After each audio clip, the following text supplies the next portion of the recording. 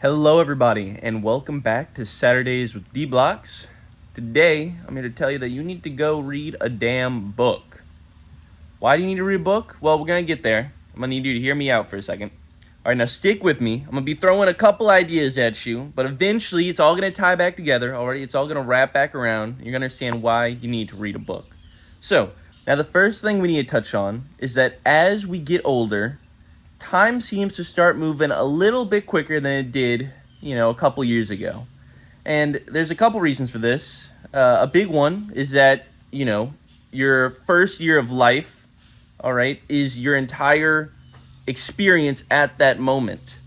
All right. So when, or let's just, something you can actually remember is like, let's say when you're like 10 years old, all right, a year to you is an entire tenth of your life. So that time is much longer in your realm of experience.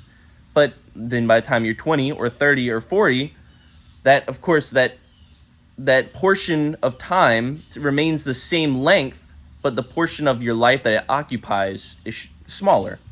And so it seems like that time starts to speed up because in our experience that time is less of a portion of our life.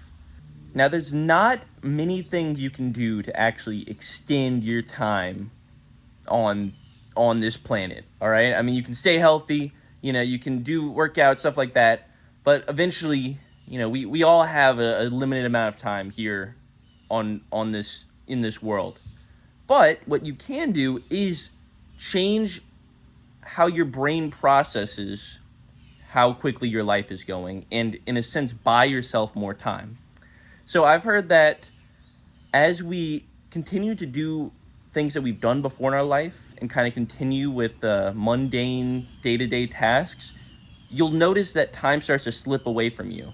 Especially if you've ever had to like commute to work, or if you ever have to drive somewhere, every day, you'll notice that you start to almost just like slip out of consciousness for a second. You'll kind of jump in to after you're done getting to where you're going. I know I've experienced this, like going back and from school. The drive there and back, sometimes you're like, man, did I like pass out? Like, how am I already here? It's because your brain just starts to tune out that process because you've done it so many times, and then because of that, you're kind of losing that portion of your life that you're doing that thing.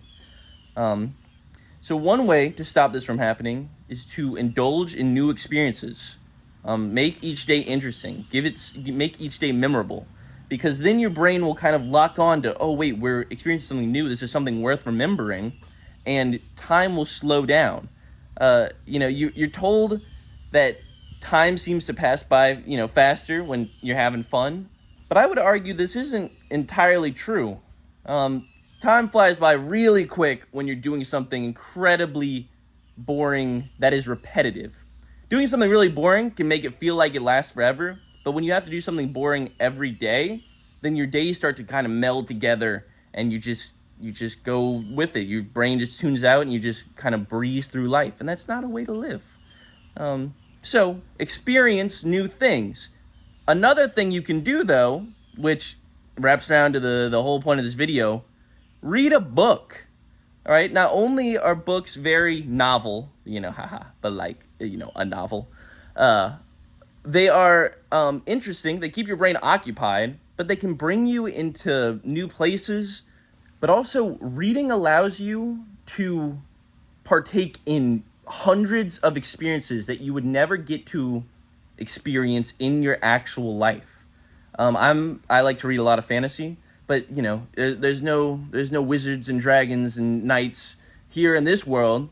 But when you're there in that world, you can experience that, and you can experience what it's like to be, all kinds of different people of different, sex, race, social status.